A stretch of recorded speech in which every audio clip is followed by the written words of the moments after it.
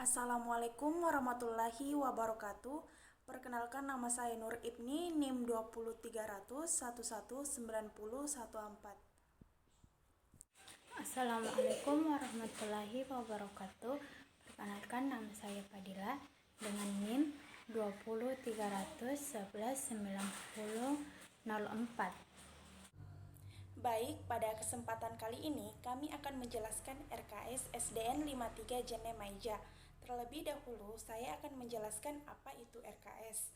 Rencana kegiatan dan anggaran sekolah yang selanjutnya disingkat RKS adalah rencana biaya dan pendanaan program atau kegiatan untuk 1 tahun anggaran, baik yang bersifat strategis ataupun rutin, yang diterima dan dikelola langsung oleh sekolah. Selanjutnya, saya akan memaparkan program RKM 4 tahun serta biaya yang dikeluarkan pada kegiatan tersebut. Yang pertama, standar isi. Adapun total biayanya yaitu 900.000 dan adapun kegiatannya yaitu program kegiatannya yaitu yang pertama, membuat jadwal sosialisasi visi dan misi. Kedua, mensosialisasikan visi dan misi madrasah kepada masyarakat sekitar sesuai jadwal yang ditentukan. Yang ketiga, membuat jadwal penyusunan kurikulum. Keempat, melibatkan pengawas dalam penyusunan kurikulum. Kelima, menyediakan kebutuhan pengembangan pribadi peserta didik. Yang keenam, menyusun silabus mata pelajaran muatan lokal dengan melibatkan pihak kepala sekolah. Yang ketujuh, melaksanakan program pengembangan diri dalam bentuk kegiatan konseling. Yang kedelapan, melaksanakan program pengembangan diri dalam bentuk kegiatan ekstrakurikuler. Yang kesepuluh, menentukan kriteria ketuntasan minimal KKM setiap mata pelajaran melalui rapat Dewan Guru.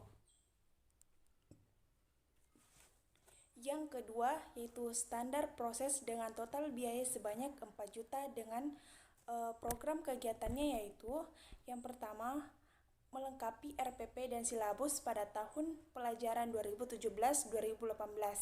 Yang kedua, workshop pembuatan RPP untuk guru pada semester genap tahun pelajaran 2017-2018. Yang ketiga, buku catatan evaluasi proses pembelajaran oleh kepala sekolah. Yang keempat, laporan pengawas proses pembelajaran kepada guru dan pengawas sekolah. Yang kelima, buku program pelaksanaan tindak lanjut dan laporan supervisi ADM dan pembelajaran kelas. Yang keenam, buku penghargaan terhadap guru yang memenuhi standar. Yang ketujuh, pembagian tugas guru dan tugas tambahan lainnya. Yang kedelapan, perangkat pembelajaran pada guru dan kepala sekolah. Yang kesembilan, kalender pendidikan sekolah. Yang ketiga, yaitu standar kelulusan dengan total biaya sebanyak 6 juta dengan program kegiatannya yaitu yang pertama, menyusun jadwal program literasi. Kedua, melaksanakan kunjungan ke perpustakaan. Ketiga, melaksanakan kegiatan membaca bersama. Keempat, menyusun jadwal kegiatan hari-hari besar nasional. Kelima, menyusun jadwal kegiatan dalam memperingati hari-hari besar nasional. Keenam, memiliki perilaku yang mencerminkan sikap.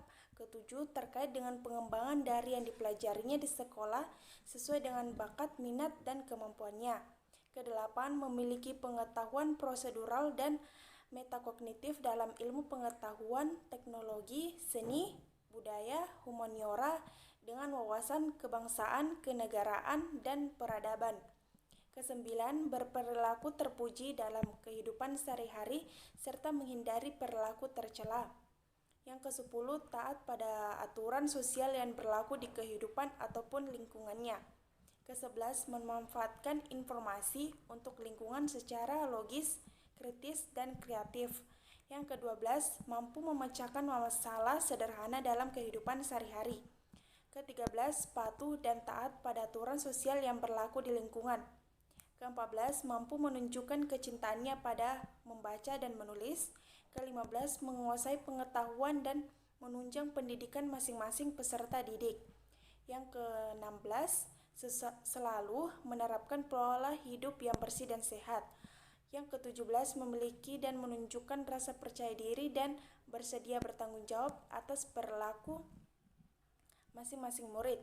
Yang ke-18, menghargai nilai-nilai keberagaman misalnya agama, budaya, suku, ras, dan golongan sosial.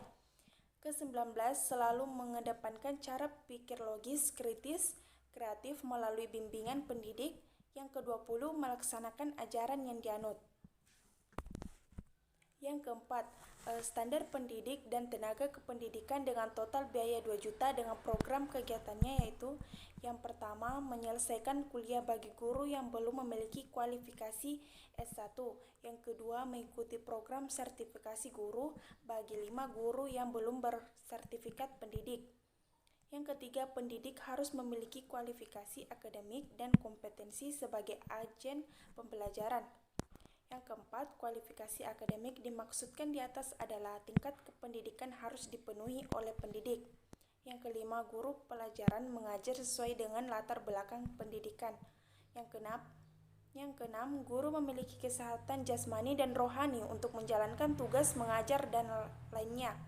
Yang ketujuh, guru merencanakan dan mengevaluasi pembelajaran sesuai dengan prinsip pembelajaran.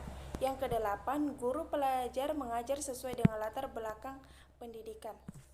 Yang kelima, standar sarana dan prasarana dengan jumlah biaya sebanyak Rp81.500.000. Adapun kegiatannya yaitu yang pertama, membangun 1 toilet pada tahun pelajaran 2018-2019 dan membangun 1 toilet pada tahun pelajaran 2019-2020. Yang kedua, pembelian 6 meja guru.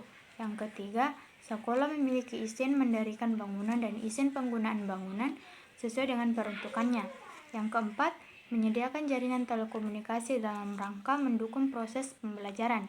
Yang kelima, menyediakan fasilitas sumber belajar yang lengkap dalam jumlah jenis sesuai kebutuhan masing-masing prodi untuk menunjang proses pembelajaran. Yang keenam, menentukan metode belajar yang baik, terjadwal, terstruktur, mandiri proses pembelajaran. Yang ketujuh, memenuhi standar terkait dengan ukuran ruangan, jumlah ruangan, persyaratan untuk sistem ventilasi dan lainnya. Yang kedelapan, memenuhi standar terkait dengan jumlah peserta didik dalam rombongan belajar. Yang kesembilan, memenuhi standar terkait dengan penyediaan alat dan sumber belajar termaksud buku pelajaran. Yang ke-10, pemeliharaan bangunan dilaksanakan secara berkala sesuai dengan persyaratan standar. Yang ke-11, bangunan aman dan nyaman untuk semua peserta didik, memberi kebutuhan kepada peserta didik yang berkebutuhan khusus. Yang ke-12, lahan sekolah memenuhi ketentuan UAS minimal sesuai dengan rasio jumlah siswa. Yang ke-13, mengoptimalkan fungsi dan peran komite sekaligus. Yang ke-14, menertibkan barang sesuai buku pencatatan barang inventarisasi.